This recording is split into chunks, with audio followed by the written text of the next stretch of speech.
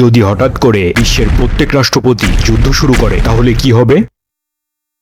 প্রথমেই Donald Trump সহজে উত্তর আমেরিকা দখল করবে। অন্যদিকে দক্ষিণ আমেরিকায় দুইজন প্রভাবশালী রাষ্ট্রপতি হবেন ব্রাজিল ও আর্জেন্টিনার। তাই তারা দক্ষিণ আমেরিকার সকল দেশ দখল করার চেষ্টা করবে। শেষ পর্যন্ত ব্রাজিল দক্ষিণ আমেরিকার সকল দেশ দখল করতে সক্ষম হবে। এদিকে ইউরোপে ফ্রান্স ও জার্মানির প্রভাবশালী রাষ্ট্রপতি ও ইউক্রেনের জেলেনস্কি সবাই মিলে রাশিয়ায় হামলা করবে। এখন রাশিয়ার রাষ্ট্রপতি পুতিন শক্ত প্রতিরোধ গড়ে তুলবে। রাশিয়া পাল্টা আক্রমণ করবে। অবিশ্বাস্যভাবে রাশিয়ার বিজয় হবে। এদিকে ভারত পাকিস্তান আক্রমণ করলে পাকিস্তান চীনের কাছে সাহায্য চাইবে, কিন্তু চীন বেইমানি করবে। তাই ভারত খুব সহজেই পাকিস্তান দখল করবে। এবার আফগানিস্তান আক্রমণ করলে ইরান সাহায্যের জন্য এগিয়ে আসবে এবং পাল্টা আক্রমণ করবে। শুরু হবে এক বিশাল যুদ্ধ, কিন্তু শেষ পর্যন্ত ইরানের বিজয় হবে। এসব দেখে চীন ইরান ও আরব দেশগুলোর সাথে বেইমানি করে তাদের উপর আক্রমণ করবে। শেষ পর্যন্ত চীনের বিজয় হবে। চীনের এমন বেইমানি দেখে রাশিয়া প্রচন্ড রেগে গিয়ে চীনের উপর আক্রমণ করবে। এবার তারা একে অপরের উপর আক্রমণ করতে করতে শেষ পর্যন্ত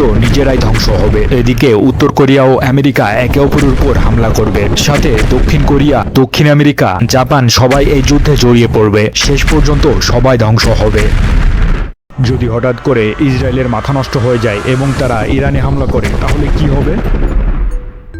শুরুতেই ইরান কিছুটা ক্ষতিগ্রস্ত হবে, কিন্তু তারা থেমে থাকবে না। এখন তারা আত্মরক্ষার জন্য সরাসরি ইসরায়েলে হামলা করবে। আকাশপথে ইরানের তীব্র হামলার সামনে ইসরায়েল অনেক ক্ষতিগ্রস্ত হবে। এখন তারা আমেরিকার কাছে সাহায্য চাইবে। মধ্যপ্রাচ্যে থাকা আমেরিকার সামরিক ঘাঁটি থেকে তারা ইরানে হামলা চালাবে। ইরানও শক্ত প্রতিরোধ গড়ে তুলবে। এখন তারা আত্মরক্ষার জন্য সরাসরি ইসরায়েল ও মধ্যপ্রাচ্যে থাকা আমেরিকান ঘাঁটিগুলোতে মিসাইল হামলা করবে। ইরানের তীব্র মিসাইল হামলায় ইসরায়েল ও আমেরিকান ঘাঁটিগুলো অনেক ক্ষতিগ্রস্ত হবে। এবার ন্যাটো আমেরিকা ও ইসরায়েলকে সাহায্যের জন্য এগিয়ে আসবে। এসব দেখে ইরান তাদের বন্ধুরাষ্ট্র রাশিয়া, চীন ও ভারতের কাছে সাহায্য চাইবে। রাশিয়া ও ভারত সাহায্যের জন্য এগিয়ে আসলেও চীন আসবে না। এদিকে ইরান মধ্যপ্রাচ্যে থাকা সকল মুসলিম দেশগুলোকেও একজোট হওয়ার জন্য আহ্বান জানাবে। এবার সকলে একজোট হয়ে হামলা করবে। শুরু হবে এক বিশাল যুদ্ধ। হঠাৎ করে এসব দেখে উত্তর কোরিয়ার মাথা নষ্ট হয়ে যাবে এবং তাদের চিরশত্রু ইসরায়েল ও আমেরিকার উপর হামলা করবে। শেষ পর্যন্ত তারা পরাজিত হবে।